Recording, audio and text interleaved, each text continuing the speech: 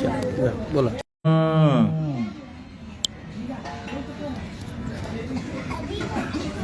आइए और भी कथा बताते हैं सज्जू की कथा। ये कौन सा युग है? कलयुग है। अभी कलयुग शुरू हो रहा है, कलयुग अभी बच्चा है।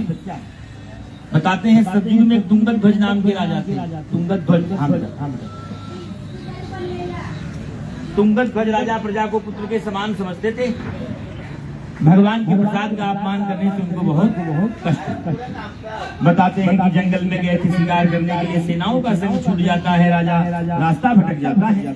उसी जंगल में एक प्रेत रहा करता है, वो बहुत भूखा है, वो बहुत भूखा है। राजा को खाने दौड़ा।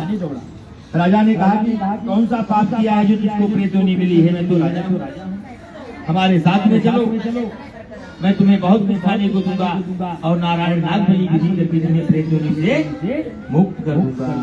राजा की बात अच्छी लगी प्रेत को। इसने कहा हमने तो पूर्व जन्म में बहुत सारे पाप कर्म किए हैं, हमारी अकाल मृत्यु हुई है। राजा ने कहा कि हमारे साथ में चलो।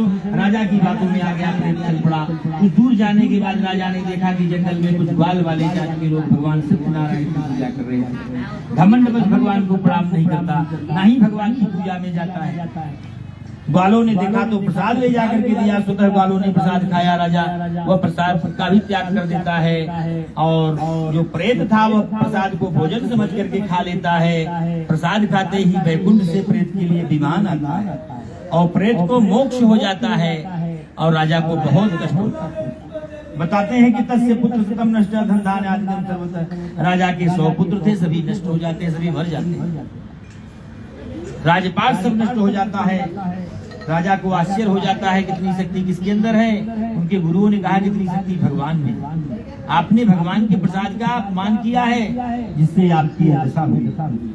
राजा ग्वालों के पास जाता है, विधि पूर्वक भगवान का पूजन करता है। सत्यदेव के प्रसाद से चौथे पल में राजा को सब कुछ प्राप्त होता है और अंत में वैकुंठ को जाता है। सूर्य जी कहते हैं कि हे मुनियों, सभी मनुष्यों को भगवान में प्रीति रखनी चाहिए। जो भक्ति भाव से भगवान की पूजा करते हैं दुखों से छूट जाते हैं, इसमें कोई संदेह नहीं। यह सत्य है, भगवान की पूजा संपूर्ण फल देने वाली है। कोई भी ऐसा फल नहीं है जो भगवान की पूजा से न प्राप्त हो। इन्हें कोई सत्यदेव कहते हैं, कोई राम, कोई कृष्ण, कोई हरि, कोई विठल कहते हैं। यही भगवान विष्णु नाना प्रकार का रूप धारण करते हैं और अपने भक्तों की इच्छा की पूर्ति करते हैं। जो भय में है मुक्त हो जाएंगे, बंधन में छूट जाएंगे, इस लोक के सुख को भोग करके वैकुंठ को जाएंगे, इसमें कोई संदेह नहीं है। यह सत्य है।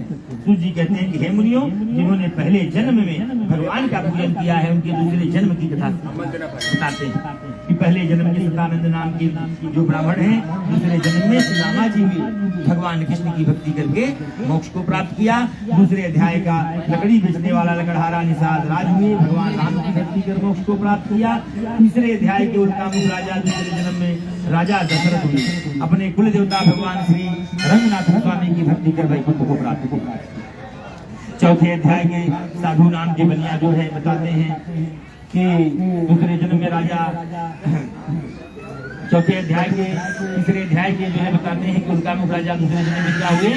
राजा दशरथ हुए, अपने कुल देवता भगवान रंगनाथ स्वामी की भक्ति कर वैकुंठ को प्राप्त किया। चौथे अध्याय के साधु नाम के बनिया दूसरे जन्म में राजा मोरद ध्वज हुए। देखिए बच्चा बोला भैया, तू बजा बेटा। राजा मोरद ध्वज हुए। मोरद ध्वज की कथा भागवत में आपने सुनी होगी कि बेटे को ही चीर करके देने का वचन स्वीकार किया भगवान।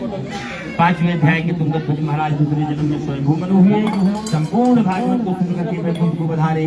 गोप लोग दूसरे जन्म में ब्रजमंडल स्वामी हुए, संपूर्ण अत्याचारी राक्षसों का वध करके गोलोक धाम को गए। 5वां समाप्त। रेवा खंडे श्री सत्यनारायण बतायाम बोले सत्यनारायण भगवान की जय। हरे नमः नमः हरे नमः। सब लोग चढ़ा दीजिए भैया। हाँ,